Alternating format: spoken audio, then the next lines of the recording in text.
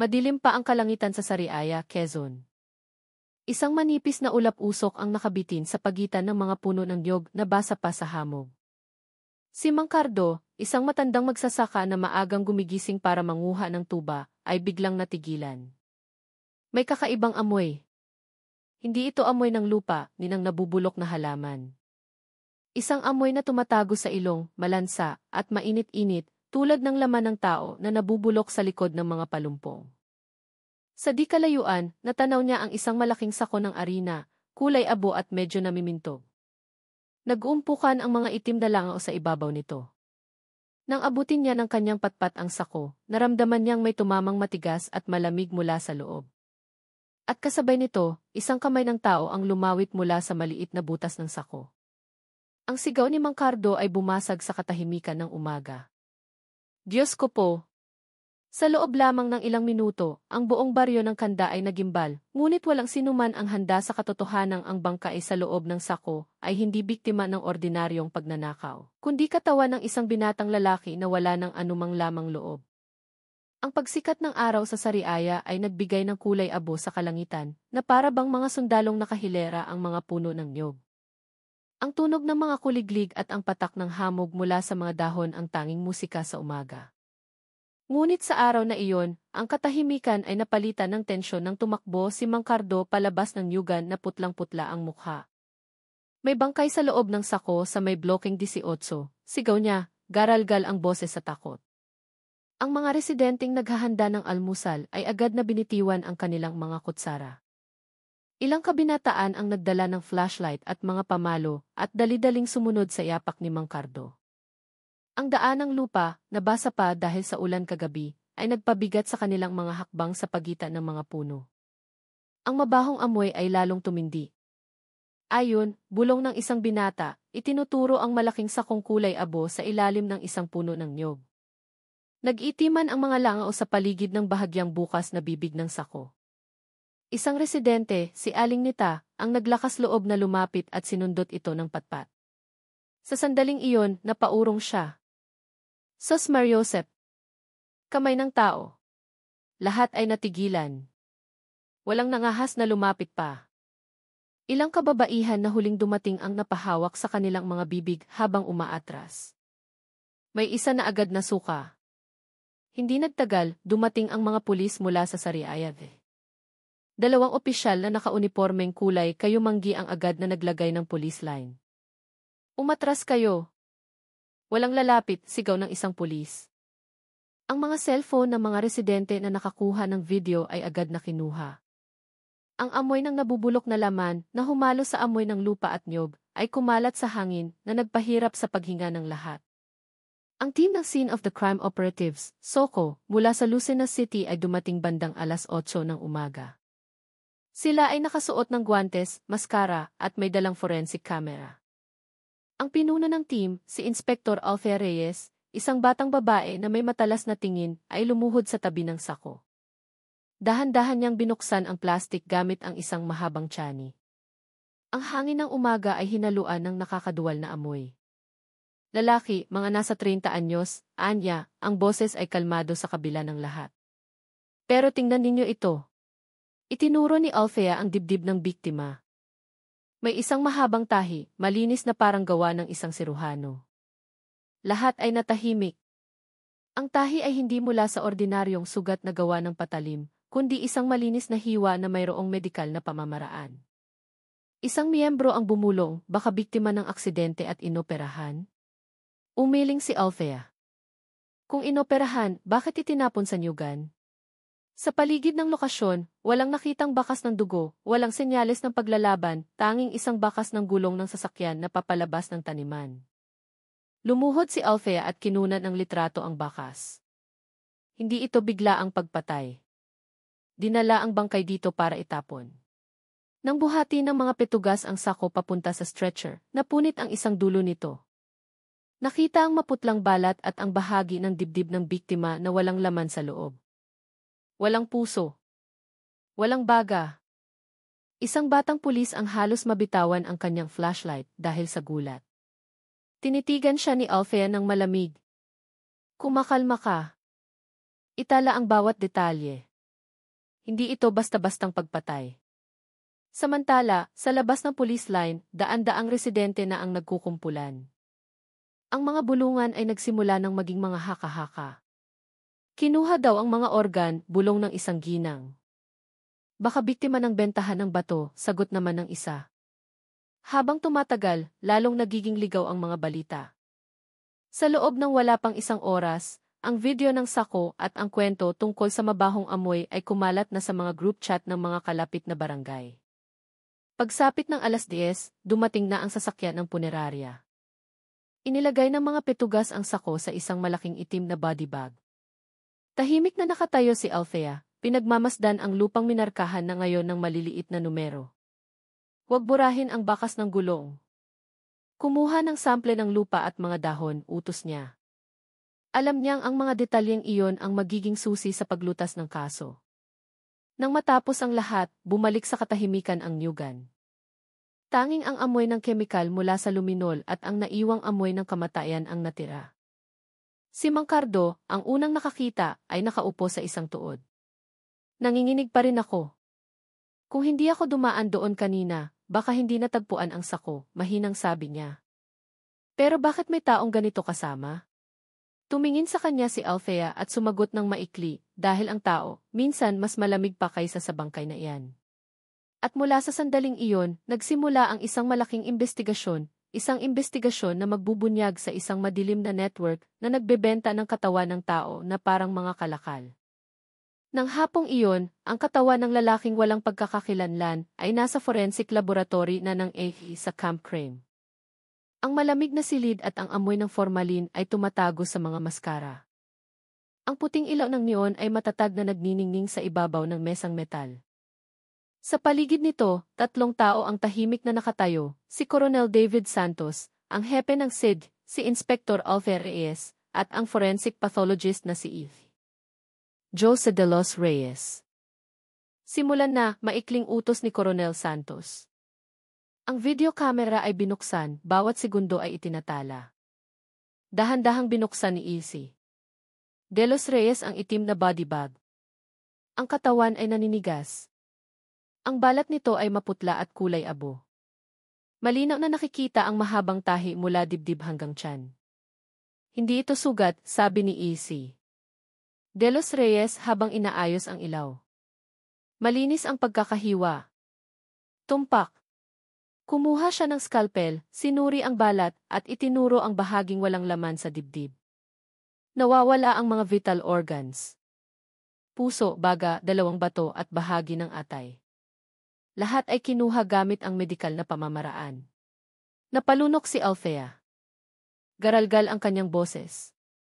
Ibig sabihin, gawa ito ng taong nakakaalam ng anatomya ng tao. Tama, sagot ni Izzy de los Reyes. At mas malala pa, tinahi ito ulit pagkatapos kunin ang mga organ. Para bang gusto nilang manatiling buo ang katawan para itapon ng walang gaanong dugo. Tumayo ng tahimik si Coronel Santos. Kailan siya namatay? Tinatayang 4 hanggang 5 araw na ang nakalipas, paliwanag ng doktor. Walang aktibong dugo sa loob ng dibdib. Ibig sabihin, kinuha ang mga organ pagkatapos ng kamatayan o noong hindi na tumitibok ang puso. Pero, itinaas ni Izzy de los Reyes ang isang maliit na heringgilya na natagpuan niya sa braso ng biktima, may natitirang likido dito. Ang paunang pagsusuri ay nagpapakita ng substansyang katulad ng midazolam, isang pampatulog na ginagamit sa ospital. Biglang tumahimik ang silid. Ang midazolam ay hindi gamot na nabibili sa ordinaryong botika. Tanging mga ospital o lisensyadong doktor lamang ang maaaring magkaroon nito. Mabilis na nagsulat si Althea sa kanyang kwaderno, source ng pampatulog, iligal na daan. May sangkot na medikal na profesional. Idinagdag ni Izzy de los Reyes, walang senyales ng paglaban sa katawan, walang sugat sa pagtatanggol, walang bakas ng pagkakatali sa mga pulso. Ibig sabihin, pinatulog siya o ginawang walang malay bago nangyari ang lahat. Dahan-dahang tumango si Coronel Santos. Kaharap natin ang mga taong malinis magtrabaho at alam ang kanilang ginagawa. Tumingin siya kay Althea.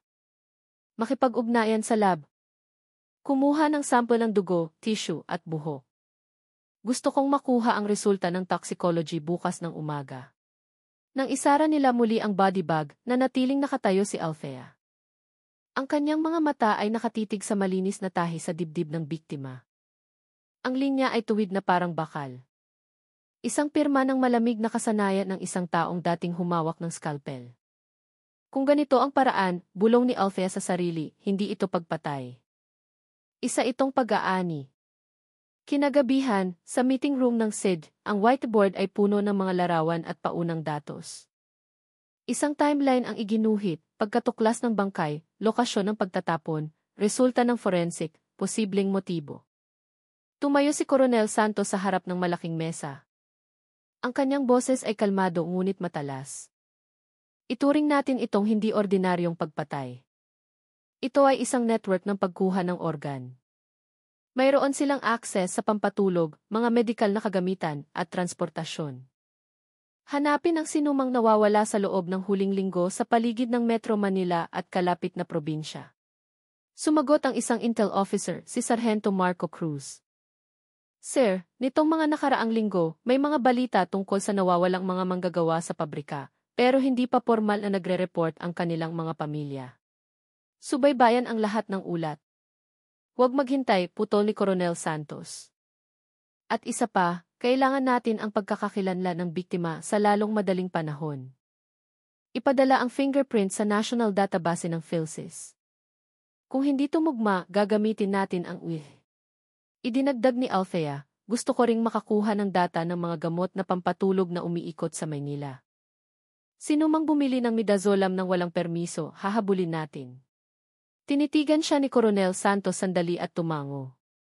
Sige, simula ngayong gabi, bubuo tayo ng isang special task force, Operasyon Sariaya. Ayokong makilala ang Pilipinas dahil sa merkado ng organ ng tao. Bago maghating gabi, nang wala ng tao sa forensic lab, bumalik doon si Althea mag-isa. Ang malamig na ilaw ay sumasalamin sa sahig na metal. Binuksan niya muli ang kanyang mga tala.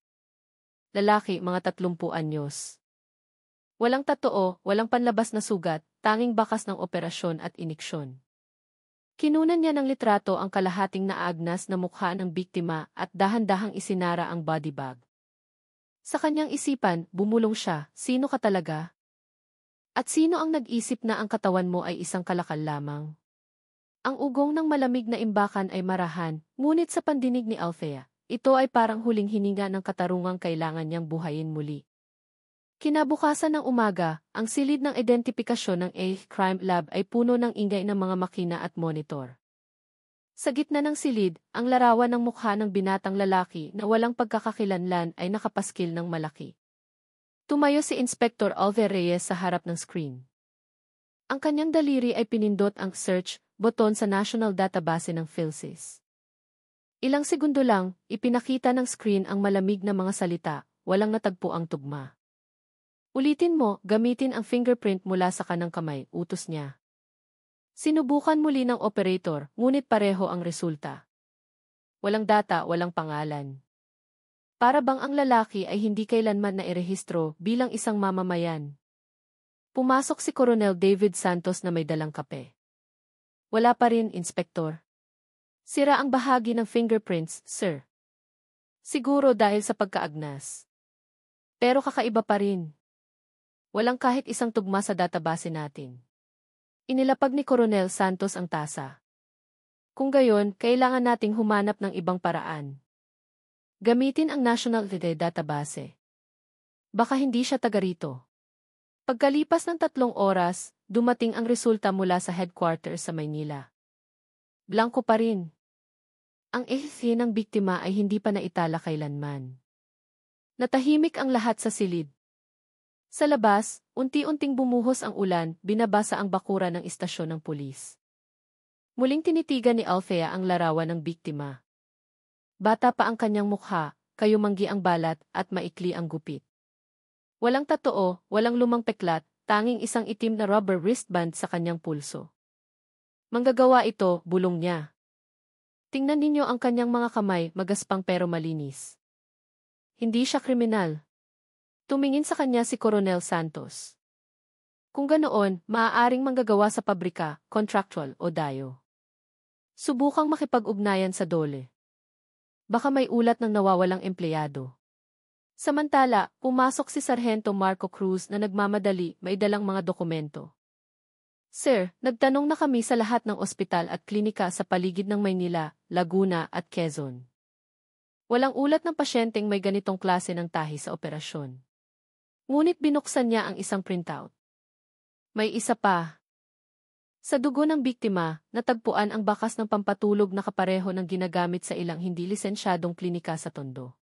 Agad na umayos ng upo si Coronel Santos. Hindi lisensyadong klinika. Itala ang mga pangalan at address. Naitala na namin, sir. Pero lahat ay sarado na mula pa noong nakaraang buwan. Kumunot ang noo ni Alfea. Nagsara sila bago pa matagpuan ang kasong ito. Para bang alam nilang may mangyayari. Nag-isip sandali si Coronel Santos at sinabi, sige, gumawa ng mapa. Markahan natin ang lahat ng lokasyon ng mga iligal na klinika sa paligid ng Maynila. Nang gabing iyon, mag-isang nakaupo si Alfea sa kanyang mesa, nakatutok sa laptop. Binuksan niya ang mga lokal na grupo sa Facebook. Nag-type siya ng mga keyword, nawawalang kamag-anak, nawawalang katrabaho, nawawalang manggagawa. Daan-daang post ang lumitaw. Karamihan ay mula sa mga pamilyang naghahanap ng kanilang mga kaanak. Ngunit isang post ang nakakuha ng kanyang pansin. Isang account na nagngangalang Elena Imperial mula sa Legazpi City, Albay. Nakasulat dito, ang anak ko pong si Marco Imperial, 30 taong gulang, nagtatrabaho sa Maynila, nawalan ng kontak mula pa noong Hunyo 12. Pakiusap po, sinumang nakakaalam, kontakin ninyo ako. Ang nakalakip na larawan ay nagpapakita ng isang binatang may manipis na ngiti, nakasuot ng kulay abong t-shirt at maong. Matagal itong tinitigan ni Alfea. Ang mukha ay kamukha ng biktima sa morgue. Pinalaki niya ang larawan ng t-shirt. Ang kulay at hiwa ay pareho sa damit ng biktima ng matagpuan. Agad niyang tinawagan si Coronel Santos. Sir, sa tingin ko may lead na tayo. May post ang isang ina mula sa Bicol na hinahanap ang kanyang anak. Tugma ang petsa ng pagkawala at ang damit. Agad na sumagot si Coronel Santos, tawagan mo siya ngayon. Humingi ka ng sample o buhok. Kung tumugma, may pangalan na ang biktima natin. Pagkalipas ng 2 araw, dumating ang resulta ng test mula sa laboratorio. Ang mga letra sa papel ay tila mabigat. Pagtutugma, 79.8% sa sample mula sa pamilya ni Elena Imperial. Natahimik ang silid ng investigasyon. Inilapag ni Alfea ang papel sa mesa ni Coronel Santos. Ang pangalan niya ay Marco Imperial. 30 taong gulang, isang teknisyan sa isang pabrika ng electronics sa Valenzuela. Nakatira sa isang boarding house malapit sa industrial zone. Huminga ng malalim si Coronel Santos. Sa wakas, alam na natin kung sino siya. Ngayon, ang malaking tanong, bakit siya pinatay at sino ang luminlang sa kanya para pumunta sa Sariaya? Tumingin si Alfea sa screen ng laptop, pinalaki ang larawan. Ang ngiti ni Marco. Sa kanyang puso, nangako siya, hahanapin ko kung sino ang gumawa sa iyo na isang biktima. Sa labas, tumila na ang ulan. Ngunit para sa team ng investigasyon, ang bagyo ay nagsisimula pa lamang. Kinahapunan, nagtungo ang team sa industrial zone sa Valenzuela, kung saan nagtatrabaho at naninirahan si Marco Imperial bago siya nawala.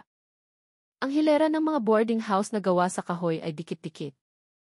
Ang ingay ng mga makina mula sa pabrika ay naririnig sa di kalayuan. Si Inspektor Alfea Reyes, kasama ang 2 miyembro ng SOCO, ay pumasok sa maliit na kwartong may numerong 8. Ang pinto ay bumukas na may kasamang langit-ngit. Sa loob ng silid na may sukat na 3.3 metro lamang, may isang lumang bentilador, isang manipis na kutson, at isang mesang kahoy na puno ng mga gamit pang elektroniko. Walang senyales ng karahasan, walang gulo. Lahat ay mukhang maayos, na para bang isang taong umalis sandali at hindi na bumalik. Sa ibabaw ng mesa, nakakita si Alfea ng isang lumang radyo, isang pitaka na may kakarampot na pera, at isang maliit na kwaderno. Sa huling pahina ay may maikling sulat, 2 araw na bakasyon sa Sariaya. Makikipagkita sa kaibigan. Ang petsa ay Hunyo 12, ang huling araw na buhay si Marco. Sinong kaibigan, bulong ni Althea. Walang pangalan, walang numero ng telepono. Ngunit sa ilalim ng sulat ay may maliit na inisyal, AC. Sinuri ni Sargento Cruz ang isang ekstrang telepono na natagpuan sa drawer. Walang SPF card, maam, pero gumagana pa. Binuksan niya ang telepono at ang call log. Huling ginamit noong gabi ng Hunyo 12. May 2 tawag at 3 text message mula sa isang hindi kilalang numero. Ang numero ay nagsisimula sa area code ng Maynila, ngunit hindi rehistrado, isang prepaid na walang pagkakakilanlan, karaniwang tinatawag na burner phone. Tinitigan ni Althea ang screen. I-print ang communication history ng numerong ito. Agad. Kinagabihan, sa opisina ng SID, ang whiteboard ay puno na ng mga bagong tala. Tumingin si Coronel Santos sa malaking screen na nagpapakita ng isang call graph. Ang hindi kilalang numerong ito ay aktibo lamang 2 araw bago at pagkatapos mawala si Marco. Pagkatapos noon, nawala na. Idinagdag ni Sargento Cruz na trace namin sa pamamagitan ng beat. Ang huling lokasyon ng signal ay sa paligid ng Tondo, malapit sa tinitirhan ni Marco. Ipiniling ni Coronel Santos ang kanyang upuan patungo kay Althea. Alamin natin kung sino ang may-ari. Makipag-ugnayan sa provider. Kinabukasan, dumating ang resulta mula sa telco. Ang numero ay walang rehistradong A, binili sa isang tindahan sa bangketa gamit ang peking pagkakakilanlan. Ngunit isang bagay ang nakakuha ng kanilang pansin. Ang numero ay ginamit para magrehistro ng isang Facebook account na nagngangalang Angelica Reyes. Binuksan ni Althea ang profile ng account. Ang profile picture ay isang batang babae na may mahabang buhok at malambing na ngiti sa isang coffee shop. Sa bio nito, nakasulat, mahilig sa kape at ulan sa Maynila. Ang huling post nito, noong Hunyo 10, ay mailinyang, minsan, ang maikling pagkikita ay maaaring simula ng isang magandang bagay. Tumingin si Coronel Santos sa screen. Maganda para kanino, mahina niyang sabi. Sinuri ni Althea ang mga komento. May ilang kabataang lalaki ang nag-iwan ng matatamis na mensahe, kabilang ang isang account na nagngangalang Marco na may kasamang heart emoji. Kinlik niya ang pribadong pag-uusap. Bagamat karamihan sa mga mensahe ay nabura na, may ilang piraso na nanatili sa cache server. Marco, Angelica, gusto mo ba ng matapang na kape o iyong matamis? Angelica, matapang. Pero nagiging matamis kung ikaw ang gagawa. Marco, haha. Sige, igagawa kita. Dito sa Valenzuela. Angelica, talaga? Kailan? Marco, Miyerkules ng gabi. Angelica, CJ. Huwag mong kalimutan dalhin ang ngiti mo. Ang huling mensahe ay ipinadala noong 6 ng Hunyo 12, ang gabi na nawala si Marco. Matagal na tinitigan ni Althea ang screen. Ito ang kanilang unang date, halos hindi marinig niyang sabi. Tumango si Coronel Santos, seryoso ang mukha. At sa halip, pumunta siya sa kanyang kamatayan. Tumayo siya at hinarap ang buong team. Makinig kayo. Simula ngayong gabi, babaguhin natin ang target ng investigasyon. Hanapin natin ang babaeng nagngangalang Angelica Reyes na ito. Maaaring hindi iyon ang tunay niyang pangalan, pero siya ang susi sa lahat. Bago maghating gabi, tinitigan ni Althea ang isang digital map sa dingding.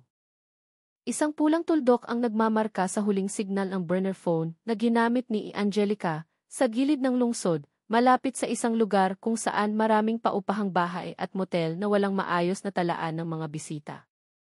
Tumingin siya kay Coronel Santos. Kailangan nating bumaba sa field, sir. Marunong magtago ang taong ito, pero ang digital footprint ay laging nag-iiwan ng anino.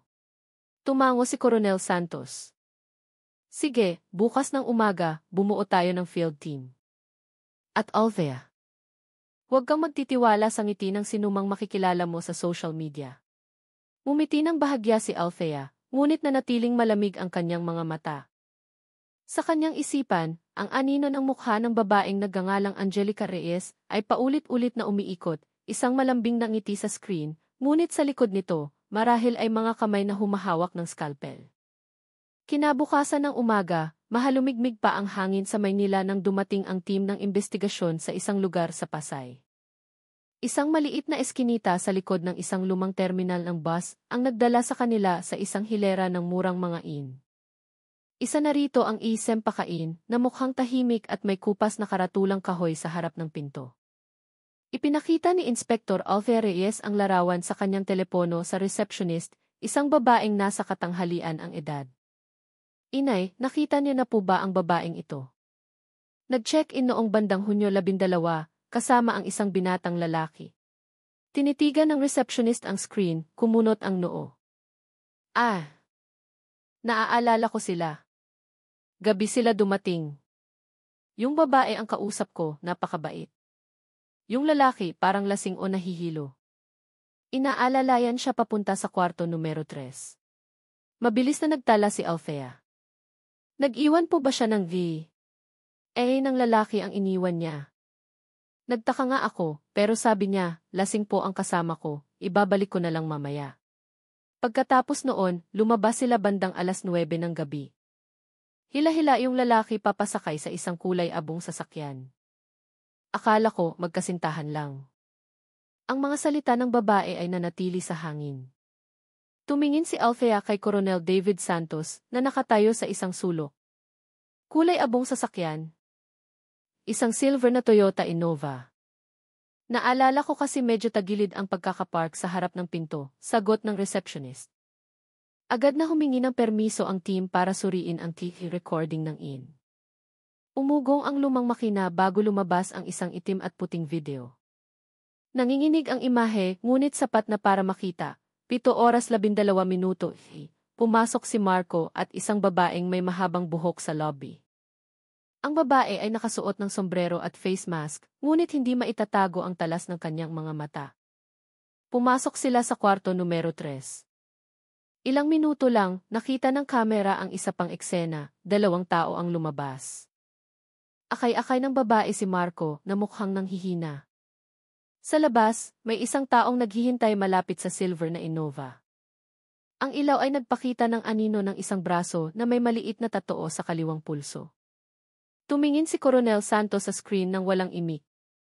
Itigil mo dyan, mahina niyang sabi. Ay zoom in mo yung tattoo. Napigil ni Alfea ang kanyang hininga nang ipakita ng screen ang isang maliit na disenyong tinta na hugis alakdan. Tumingin siya kay Coronel Santos. Nakita ko na yan dati sa criminal records. Ang totoo na iyan ay pag-aari ng isang lalaking nagngangalang Rico Santos. Dating driver ng isang iligal na klinika na ipinasara noong 1 taon. Tugma, mabilis na sagot ni Coronel Santos. Ang klinika na iyon din ang pinagkukunan ng pampatulog na pareho sa resulta ng forensic. Mula sa likod, sumigaw si Sargento Cruz, Sir, may nakita akong karagdagang ebidensya. Ipinakita niya ang isang screenshot mula sa labas ng kamera, ang likuran ng Innova na may maliit na gasgas sa kanang ilaw. Kakaiba ang markang ito, pwede nating i-trace sa mga talyer o car rental. Tumango ng mariin si Coronel Santos. Agad na ikalat ang data ng sasakyang ito sa lahat ng talyer sa Metro Manila. Sigurado akong inupahan lang yan, hindi kanila. Pagsapit ng hapon, bumalik sila sa headquarters. Sa silid ng investigasyon, ang whiteboard ay puno na ng mga pulang linyang nagkokonekta. Angelica Reyes, burner phone, Sempakain, Rico Santos, Silver Innova. Tumayo si Coronel Santos sa harap. Ang tono ng kanyang boses ay matigas. Malapit na tayo. Si Angelica ang pain, si Rico ang tagahatid. Ngayon, ang tanong ay para kanino sila nagtatrabaho. Idinagdag ni Alfea, at sigurado akong hindi lang isa ang biktima. Kumikilos sila na parang isang profesional na network. Sa labas ng bintana, nagsimula ng umulan. Ang liwanag ng kidlat ay panandali ang nag-ilaw sa kanilang mga tensyonadong mukha. Tumingin si Coronel Santos sa labas. Ang kanyang boses ay mababa ngunit mabigat. Kung totoo ngang isang organ trafficking ring ito, ibig sabihin hindi si Marco ang una. At kung hindi tayo kikilos ng mabilis, hindi rin siya ang magiging huli. Isinara ni Alfea ang folder sa kanyang kamay. Ngayong gabi, pupuntahan ko ang mga talyer sa paligid ng Caloocan. May ulat na may nagpaayos ng ilaw sa likod ng isang silver na Innova noong nakaraang linggo.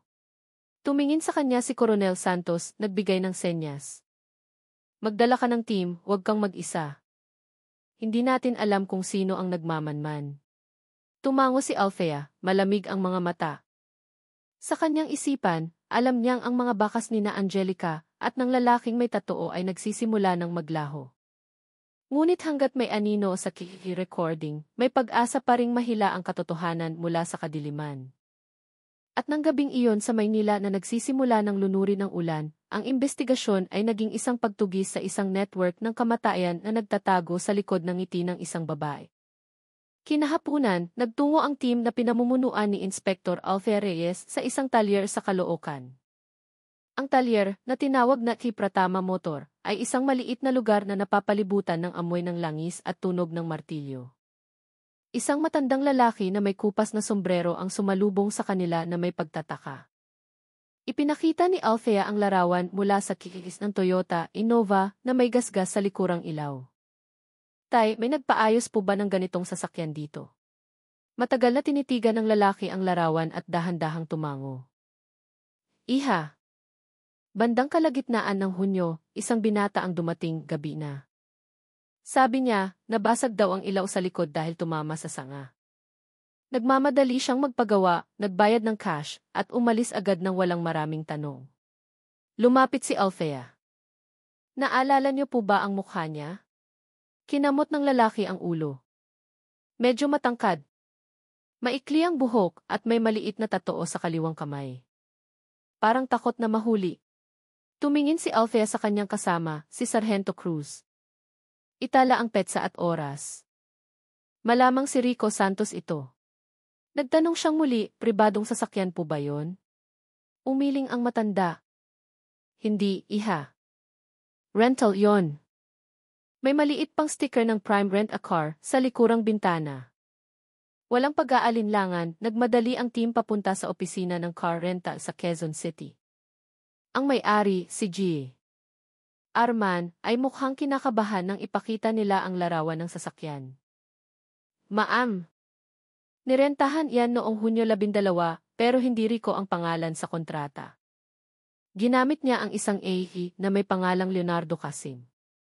Nagduda akong peke, pero kasama niya ang isang batang babae, kaya hindi na ako nag-isip ng masama. Mabilis na nagtanong si Althea, anong itsura ng babae? Maganda. Mahaba ang buhok. Naka-face mask. Malambing ang boses pero matalas ang mga mata. Sabi nila, mamamasyal lang daw ng 2 araw. Hiningi ni Althea ang TV recording mula sa garahe. Sa screen, malinaw na nakita ang lalaking may tatoo mula sa video ng IN. Nakatayo siya sa tabi ng babaeng mahabang buhok. Nakaitim na sombrero, kumpiyansa ang paglakad. Siya nga, mahinang sabi ni Althea. Si Angelica. Hindi nagtagal, dumating si Coronel Santos. Kunin ang lahat ng ECITS data at mga dokumento ng pag-upa. Kailangan nating malaman ang ruta ng sasakyan. Ibinigay ni Guille Arman ang mga papeles. Isinauli ang sasakyan noong gabi ng Hunyo 13. Pero yung babae na lang ang dumating. Sabi niya, nasa trabaho daw ang kasama niya. Tumango ng malamig si Coronel Santos. Dadalhin namin ang susi ng kotse sa forensic lab. Nang gabing iyon sa laboratorio, ang silid ay naliligo sa maliwanag na puting ilaw. Sinuri ng forensic team ang bawat sulok ng sasakyan. Iwinisik ang lumino sa carpet ng trunk. Sa loob ng ilang segundo, kumislap ang mga asul na tuldok sa ibabaw. Yumuko si Althea, malakas ang kabog ng kanyang dibdib. Dugo yan. Napalunok si Sargento Cruz. Nilinis nila, pero hindi perpekto. Kinuha ang sample at mabilis na sinuri. Lumabas ang resulta pagkalipas ng 2 oras, tumutugma ang AE sa biktimang si Marco Imperial. Napakuyom ng kamao si Althea. Ngayon, wala nang duda. Si Rico ang nagdala sa katawan ni Marco. Tumayo si Coronel Santos sa tabi niya, malamig na tinitigan ang ulat. Si Angelica ang pain, si Rico ang tagahatid. Pero sa itaas nila may iba pang tao. Isang taong nag-organisa ng lahat. Binuksan ni Althea ang lumang file ni Rico Santos. 2 beses nakulong dahil sa pagnanakaw at huling nagtrabaho bilang driver sa isang iligal na klinika na ni-raid ng pulisya. Alam niya ang anatomya, alam niya ang tungkol sa pampatulog, at alam niya kung paano magtago ng bakas, matigas na sabi ni Althea. Tumingin si Coronel Santos sa kanyang team. Simula ngayong gabi, maglabas ng National Manhunt Order. Si Rico Santos ang pangunahing suspect. Ikalat ang kanyang larawan sa lahat ng rehiyon. Huminto siya sandali, ang boses ay mababa ngunit matalas. At yung babae, si Angelica. Hindi siya ordinaryong pain. Alam niya ang lokasyon kung saan sila nag-opera. Tinitigan ni Althea ang sasakyan na kumikinang pa rin sa ilalim ng ilaw. Mahahanap ko siya, sir. Kahit magtago pa siya sa likod ng 1,000 peking account. Tumango si Coronel Santos. Hihilahin natin sila palabas mula sa anino ng social media. Habang lumalalim ang gabi, mag-isang nakatayo si Althea sa harap ng silver na Innova. Ang amoy ng metal at kemikal ay pumuno sa hangin. Hinawakan niya ang maliit na gasgas sa ilaw sa likod na para bang hinahawakan ang isang peklat ng nakaraan. Ang kanyang puso ay bumulong, hindi pa nawawala ang bakas mo, Marco. Ipinapangako ko, lahat sila ay magbabayad. Sa labas, nagsimulang bumuhos ang malakas na ulan. Ang mga kalsada ng Maynila ay kumikinang sa ilaw ng lungsod, habang ang pagtugis sa puso ng madilim na network ay nagsisimula pa lamang. 3 araw matapos matuklasan ang bakas ng dugo sa silver na Innova, isang special task force ang binuo para tugisin si Rico Santos. Mula sa pag-trace ng signal ng kanyang telepono, natuklasang nag-activate siya ng bagong numero sa lugar ng Quiapo, hindi kalayuan sa isang mataong night market at mga murang paupahan. Tinanggap ni Inspector Alvin Reyes ang ulat sa command center. 2 beses lumipat ang coordinates, pero ang huling signal ay huminto sa isang inn na nagngangalang Melati Inda, ulat ni Sargento Cruz. Agad na tumayo si Althea. Pupunta tayo ngayong gabi. Huwag natin siyang bigyan ng pagkakataong makatakas. 10:00 ng gabi ng 3 sasakyang walang marka ang huminto sa dulo ng isang makipot na eskinita. Ang Melati Indah Inn ay mukhang madilim, tanging isang kumikislap na neon light ang nasa harap ng pinto. Naghiwa-hiwalay ang team ni Althea na nakasuot sibilyan. 2 ang umakyat sa bubong sa likuran, 1 ang nagbantay sa harap. Ang receptionist, isang payat na binatilyo, ay nanginginig ng tanungin. Oo po, ma'am. Kwarto numero 6, sa 2nd palapag. Kahapon pa siya nag-check-in, sabi aalis daw ng madaling araw. Nagbigay ng senya si Althea. Isara ang lahat ng labasan. Walang makakatakas. Halos walang ingay ang kanilang mga hakbang sa sahig na kahoy. Mula sa likod ng pinto ng kwarto numero 6, maririnig ang mahinang tunog ng telebisyon at ang kaluskos ng isang maletang hinihila. Itinaas ni Althea ang kanyang kamay, 3 daliri, isang senyales. 1, 2, 3. Sinipa ang pinto. Isang maikling sigaw ang umalinggaw-ngaw. Isang lalaki ang tumalon mula sa gilid ng kama, sinusubukang abutin ang isang bag sa sahig. Ngunit bago pa siya makatakbo, 2 miyembro ng team ang dumagan sa kanya sa pader. Rico Santos, pulis kami. Umangal siya, mailap ang mga mata. Nagkakamali kayo ng tao, sigaw niya. Ngunit itinutok na ni Althea ang kanyang baril sa mukha nito. Tumahimik ka. Akala mo makakatakas ka habang buhay? Ang bag na kanyang hinihila ay nahulog at bumukas. Sa loob nito ay may cash, 2 cellphone, at isang tiket ng bus papuntang Batangas, isang karaniwang ruta para sa mga iligal na pag-alis ng bansa. Yumuko si Rico, habol ang hininga. Inutusan lang akong maghatid. Hindi ako pumatay. Lumapit si Althea. Sino ang nag-utos sa iyo? Kinagat niya ang kanyang labi, hindi sumasagot. Sa kabilang banda, sinuri ni Sargento Cruz ang aparador at nakakita ng isang maliit na bote na mailabel na midazolam. Pampatulog ng ospital. Hindi ito ordinaryong gamot, ma'am, sabi niya habang hawak ito ng may guwantes. Muling tiningnan ni Althea si Rico. Alam mo ba kung ano ang parusa sa pagdadala ng gamot na ito ng walang permiso? Idagdag mo pa ang pagpatay at habang buhay kang mabubulok sa kulungan. Ipinikit ni Rico ang kanyang mga mata, nanginginig ang boses. Driver lang ako. Lahat ng utos ay galing sa kanya. Kay Angelica. Sinong Angelica? Ano ang tunay niyang pangalan? Hindi ko alam. Gumagamit siya ng maraming pangalan. Minsan Angelica, minsan Lee. Pero alam ko kung nasaan siya ngayon. Tinitigan siya ni Althea ng matalas. Magsalita ka. Huminga ng malalim si Rico. Nagtatago siya sa isang lumang bahay sa Tondo, malapit sa ilog.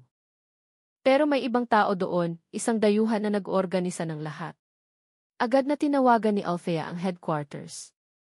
Magpadala ng backup. May bago tayong lokasyon. Samantala, inilabas si Rico mula sa kwarto na may posas. Hindi na siya lumaban. Sa hagdanan, bumulong si Althea kay Sargento Cruz, mas marami siyang alam kaysa sa inaamin niya.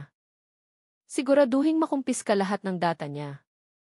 Pagsapit ng 1:00 ng madaling araw, sa interrogation room ng SID, nakaupo si Rico na nakaposas. Tumutulo ang pawis sa kanyang sentido. Sa harap niya, inilapag ni Althea ang larawan ni Marco Imperial at ang resulta ng forensic. Tingnan mo ito. Sige ng biktima sa sasakyang minaneho mo. Sa tingin mo maniniwala pa kami na driver ka lang? Matagal na tinitigan ni Rico ang larawan at yumuko. Alam ko, ma'am. Pero sumunod lang ako sa utos. Sabi nila, malinis na trabaho. Maghatid ng pasahero sa bahay na iyon, makakakuha ako ng 50,000. At pagkatapos noon, tanong ni Althea. Pagkatapos noon, inutusan akong itapon ang bangkay sa gilid ng sariaya, garalgal niyang sabi. Si Angelica ang nagbigay ng utos. Sabi niya, tapos na ang trabaho.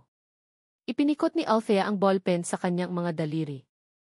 Ituturo mo sa amin ang bahay na iyon. Ngayon. Tumayo siya at hinarap si Coronel Santos na kadarating lang. May address na tayo.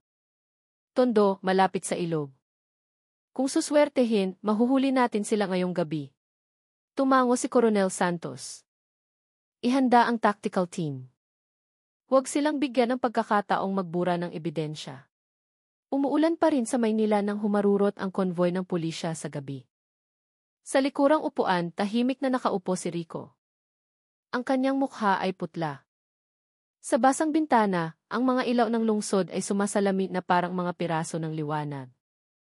Sa isipan ni Althea, iisa lang ang tumatakbo, ngayong gabi, marahil ay matatagpuan nila si Angelica Reyes, ang babaeng nagtatago sa likod ng lahat ng kamatayan at sa likod ng madilim na ilog ng Tondo, ang katotohanan ay naghihintay na mabunyag. Nang gabing iyon, hindi pa tumitila ang ulan. Ang daan papuntang Tondo ay madulas at maulap.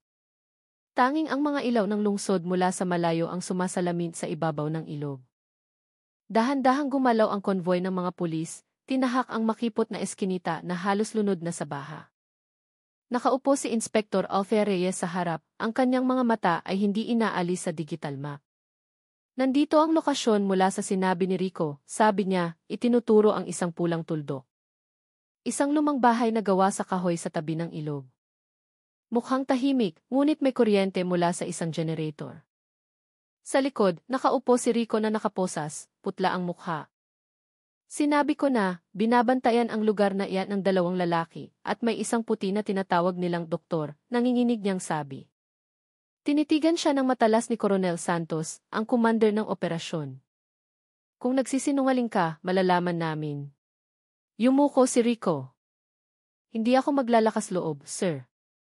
Impyerno ang lugar na iyan. 2:00 ng madaling araw, huminto ang mga sasakyan malapit sa Pampang, mga 100 metro mula sa lumang bahay. Isang malabong dilaw na ilaw ang nakikita sa loob. Ang anino ng 2 tao ay pabalik-balik sa bintana. Mula sa malayo, naririnig ang ugong ng generator. Isinuot ni Althea ang kanyang bulletproof vest at communication mic. Lahat ng team, handa na, marahan na sagot sa radyo. Team Alpha, handa sa hilaga. Team Bravo, sa likuran. Naghihintay ng hudyat. Huminga siya ng malalim at nagbigay ng senyas. 3, 2, 1. Tahimik na kumalat ang team. 2 miyembro ang gumapang sa mga damuhan habang isa ang pumutol sa daan sa gilid ng ilog. Ang ulan ay tumutulo sa kanilang mga helmet, nagdaragdag sa tensyon. Lumapit si Althea sa bintana at sumilip. Nakita niya ang isang kinakalawang na operating table, mga bote ng gamot, at isang malaking puting cooler. Sa isang sulok, isang babaeng mahaba ang buhok ang kausap ang isang dayuhang lalaki. Si Angelica, bulong ni Althea. Biglang itinaas ng dayuhan ang kanyang telepono na para bang may natanggap na mensahe. Mabilis siyang lumingon sa direksyon ng bintana at sumigaw ng isang bagay sa wikang banyaga. Agad na namatay ang ilaw sa loob. Pasukin, sigaw ni Althea. Sinipa ang pinto sa likod. Ang tunog ng warning shot ay bumasag sa gabi. Dalawang bantay ang tumakbo palabas na may dalang itak, ngunit agad na napabagsak ng mga rubber bullet. Pumasok si Althea at dalawang kasama mula sa kaliwa, tinahak ang madilim na pasilyo. Sa loob, ang amoy ng formalin at dugo ay nakakaduwal. Ang operating table ay puno ng mga mansa ng dugo. Sa ilalim nito, isang bukas na cooler na naglalaman ng mga plastic bag na mailabel ng mga organ ng tao. Diyos ko po, bulong ng isang pulis, tensyonado ang mukha. Biglang may narinig na mabilis na mga yapak sa itaas. Tumingala si Althea. Tumatakbo si Angelica papunta sa hagdan, basa ang buhok, ay hawak na maliit na baril. Lumingon siya at tiningnan si Althea sandali. Nagtama ang kanilang mga mata. Huminto ka, Angelica, sigaw ni Althea. Sa halip, isang beses siyang bumaril. Tumama ang bala sa dingding na kahoy sa tabi ng ulo ni Althea. Gumanti ng putok ang mga pulis, tinamaan ang hawakan ng baril ni Angelica hanggang sa tumilapon ito. Nawalan siya ng balanse at bumagsak sa sahig, sinusubukan pa ring gumapang papunta sa likod. Sinipa ni Althea ang baril palayo at mabilis na pinusasan ang kanyang mga kamay. Tapos na ang laro mo. Umisi si Angelica. Kahit may tumutulong dugo sa kanyang noo, sa tingin ninyo ako lang mag-isa, garalgal niyang sabi, malamig ang mga mata. Mula sa labas, narinig ang malakas na tunog ng isang sasakyang umaandar. Isang dayuhang lalaki ang lumabas mula sa bahay, nagpaputok ng 2 beses sa direksyon ng mga pulis bago tumakbo papunta sa ilog.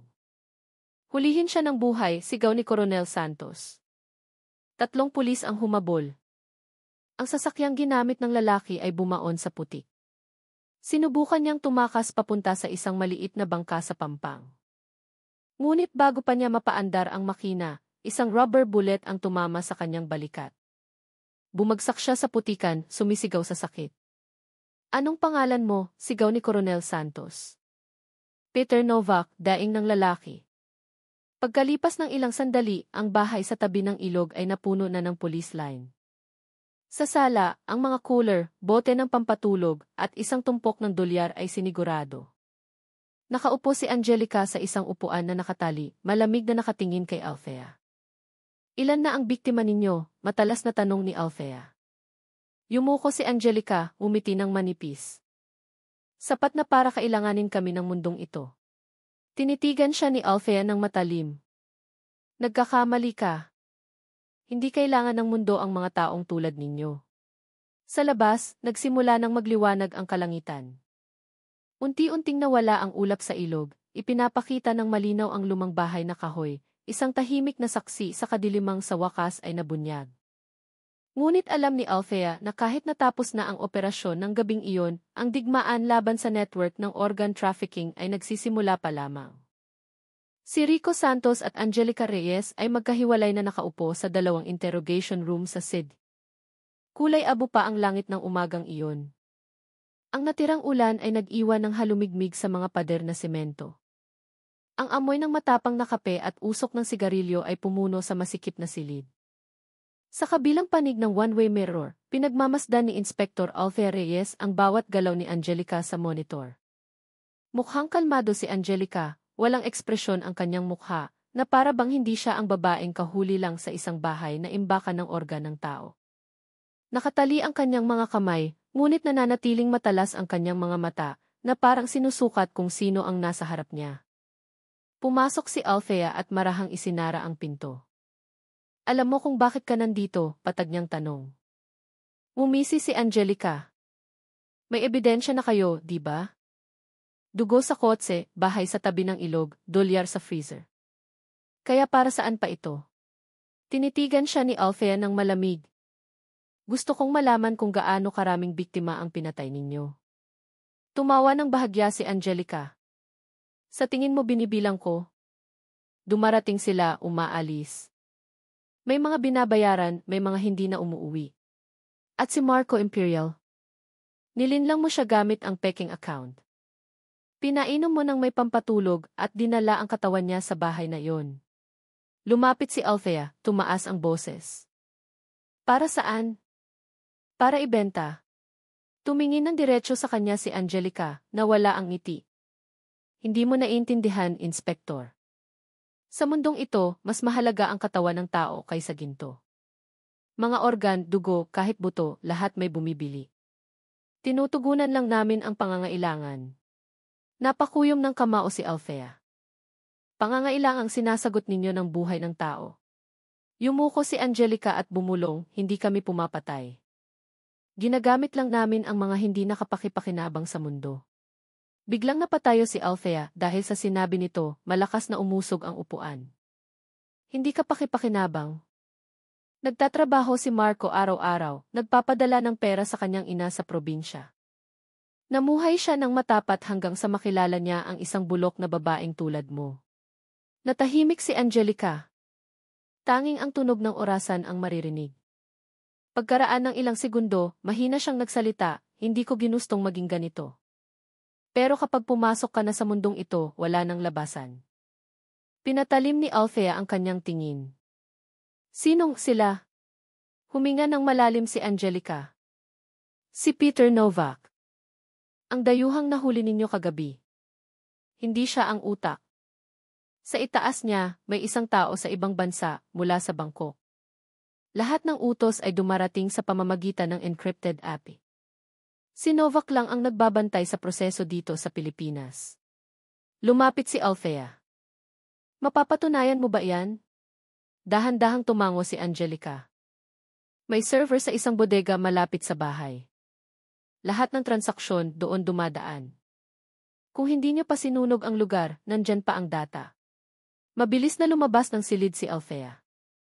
Pinuntahan niya si Coronel Santos na nag-iinteroga kay Novak sa kabilang kwarto. Ang dayuhan ay mukhang nasasaktan, may benda pa sa balikat. Inamin niyang nagtatrabaho siya para sa isang peking medical foundation sa ibang bansa, sabi ni Coronel Santos sa pamamagitan ng interpreter. Ang pangalan ng kumpanya ay Life Hope Transplant International. Mula doon, ang network nila ay umaabot sa Vietnam, Cambodia, at Pilipinas. Suminghal si Althea. Sinabi ni Angelica na may server sa bahay sa tabi ng ilog. Tumango si Coronel Santos. Magpapadala tayo ng digital forensic team mamayang hapon.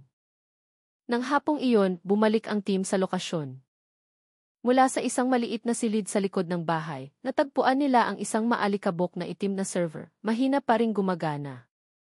Ang data sa loob ay nakakagulat, isang listahan ng mga pangalan, blood type, code ng organ, at kahit mga larawan ng dose-dose ng tao na naging target. Matagal na tinitigan ni Althea ang screen. Ginawa nilang parang imbentaryo ang mga tao. Napalunok si Sargento Cruz. Mahigit 12 pangalan, ma'am. At karamihan ay hindi pa natatagpuan. Makipag-ugnayan sa lahat ng regional police, mahinang sabi ni Althea. Bubuksan natin ang investigasyon para sa bawat pangalan dito. Kinabukasan, kumalat sa buong bansa ang balita tungkol sa pagkakabunyag ng International Organ Trafficking Network. Ang larawan ng bahay sa tabi ng ilog, ang silver na Innova, at ang mukha ni Angelica Reyes ay pumuno sa mga pahayagan. Nagalit ang publiko. Pinuri ng gobyerno ang katapangan ng Special Task Force. Ngunit sa likod ng ingay, tahimik na nakaupo si Althea sa kanyang opisina. Sa kanyang kamay, ang larawan ni Marco Imperial ay nakasingit sa mga ulat ng forensic. Sa ilalim nito, isang maliit na tala na isinulat niya, huwag magtiwala sa mabait na mukha sa social media. Tumingin siya sa labas ng bintana. Sa di kalayuan, ang araw ng hapon ay tumatago sa kulay abong ulap. Lahat ng pangunahing salarin ay nahuli na. Ngunit sa kanyang puso, alam ni Althea na ang isang network na tulad nito ay hindi namamatay, nagtatago lamang ito, naghihintay ng pagkakataong muling lumago. At nangako siya, kung muling lilitaw ang aninong iyon, handa siya. 3 linggo matapos ang raid sa Tondo, unti-unting nanumbalik ang katahimikan sa SID. Ang mga kaso ay naisampa na sa piskalya. Si Angelica Reyes at Rico Santos ay opisyal ng naging mga pangunahing akusado. Si Peter Novak ay ginagamot sa ospital ng kulungan habang naghihintay ng ekstradisyon. Ngunit para kay Inspektor Alfea Reyes, hindi pa tapos ang kaso. Gabi-gabi, tinititigan pa rin niya ang malaking mapa sa kanyang opisina. Sa kanang sulok ng mapa, may isang maliit na linya patungo sa Ilog Pasig, kung saan dinadala ng agos ang lahat ng ayaw matagpuan. Alam niyang may isa pang pangalan mula sa listahan sa server na hindi pa natutukoy, si Benji, ang huling biktima na hindi pa natatagpuan ang katawan. Isang hapon, sumakay si Alfea at Sargento Cruz sa isang patrol boat, tinahak ang ilog. Ang hangin ay marahan, ngunit mabigat ang pakiramdam. Bakit sigurado ka pa ring nandito ang bangkay niya? Tanong ni Sargento Cruz. Dahil sinabi ni Angelica, maikling sagot ni Alfea. Bago sila lumipat sa bahay sa Tondo, dito nila itinatapon ang mga labi ng operasyon. Pero isang biktima ang nakatakas bago matapos. Sigurado akong si Benji iyon. Dahan-dahang umusad ang bangka. Ang kulay tsokoleteng tubig ay marahang umiikot sa ilalim ng maulap na langit. Biglang sumigaw ang isa sa mga kasama, "Ma'am, may nakasabit sa mga ugat ng bakawan." Lumapit ang bangka. Isang malaking itim na plastic bag ang nakasabit sa mga ugat. Punit na ang bahagi nito. Nang hilahin nila ito, agad na sumingaw ang mabahong amoy. Sa loob ay may punit-punit na damit, mga labi ng laman ng tao, at isang dog tag na may nakaukit na Benji G. Tinitigan ni Alfea ang bagay na iyon ng walang imik. Tumigas ang kanyang puso. Benji Aquino, bulong niya. Ang huling biktima. Nang gabing iyon sa forensic lab, kinumpirma ng AFP ang pagkakakilanlan. Tahimik na nakaupo si Alfea, tinitigan ang ulat ng hindi kumukurap. Ang kasong bumabagabag sa kanya sa loob ng maraming linggo ay sa wakas ay nagkaroon ng katapusan. Ngunit hindi dumating ang pakiramdam ng ginhawa, tanging isang kawalan. Pumasok si Coronel Santos na may dalang 2 tasa ng kape. Tapos na, Alfea. Nagtagumpay ka. May utang na loob sa iyo ang bansa. Umiling si Alfea. Hindi pa, sir. Maliit na sanga lang sila. Hindi si Novak ang utak. Sa itaas niya, mayroon pa ring nagpapatakbo ng lahat. Minsan, kailangan nating huminto sa hangganan ng kaya nating abutin, mahinahong sagot ni Coronel Santos. Ang katarungan ay hindi laging naghihintay sa dulo ng daan. Tumingin si Alfea sa labas ng bintana. Nagsimula na namang umulan, tumutulo sa salamin na parang anino ng tubig sa ilog ng gabing iyon. Kung lahat ay hihinto sa gitna, ang mga krimeng tulad nito ay patuloy na mabubuhay, mahina niyang sabi. 2 araw pagkatapos, ginanap ang unang pagdinig sa korte ng Maynila. Puno ng mga mamamahayag ang silid. Nakaupo si Angelica sa silya ng akusado, kalmado ang mukha sa likod ng puting damit ng bilanggo. Habang binabasa ng piskal ang sakdal, saglit na tumingin si Angelica kay Alfea na nakaupo sa likuran. Malamig ang tingin na iyon, ngunit sa gilid ng kanyang labi ay may isang bahagyang ngiti. Nang tanungin ng hukom kung aaminin niya ang kasalanan, sumagot si Angelica, "Isa lang akong kasangkapan." Hanggat may mga mayayamang nangangailangan ng organ, palaging may bagong Angelica na isisilang. Natahimik ang buong silid. Ang pangungusap na iyon ay parang isang patalim na tumusok sa lahat ng nakarinig. Napakuyom ng kamao si Alfea ngunit nagpigil. Ilang linggo pagkatapos, ibinaba ang hatol, parusang kamatayan para kina Peter Novak at Angelica Reyes, habang buhay na pagkakakulong para kay Rico Santos, at mahahabang sentensya para sa lahat ng kanilang kasabwat. Tinawag ito ng media na kaso ng Sariaya, ang pinakamalaking operasyon ng organ trafficking sa bansa. Sa huling araw bago isara ang kaso, nakatayo si Alfea sa isang pantalan sa tabi ng Ilog Pasig. Dapit hapon na. Ang langit ay kulay kahel. Sa kanyang kamay, hawak niya ang dog tag na may nakasulat na Benji GD. Dahan-dahan niya itong inihagi sa tubig, pinanood itong unti-unting lumubog kasama ng agos. Lumapit si Sargento Cruz. "Bakit niyo itinapon, ma'am?" Ngumiti ng manipis si Alfea. "Dahil pag-aari ito ng isang taong payapa na. Hayaan na nating ang ilog ang mag-ingat nito." Natahimik sila sandali, pinakikinggan ang tunog ng tubig na humahampas sa mga bato. Nagsimula nang umilaw ang Maynila, ngunit sa puso ni Althea, ang anino ng kaso ay nananatiling buhay, isang paalala na ang kasamaan ay hindi tuluyang nawawala, nagbabago lang ito ng lugar at naghihintay ng pagkakataon. Tumingin siya sa malayo, sa agos ng tubig na nagdadala ng mga labi ng ulan. Hanggat may mga taong nagbebenta ng katawan ng tao para sa pera, mahina niyang sabi, mananatili ako dito. Tumingin sa kanya si Sargento Cruz nang may paghanga. At ang mga taong tulad ninyo, ma'am, ang magpapatakot sa kanila na muling lumitaw. Tumingin si Althea sa langit na nagsisimula ng dumilim. Sana nga. Ang hangin mula sa ilog ay marahang umihip, dala ang amoy ng basang lupa at isang bagong pag-asa. Isinara ang kaso ng sari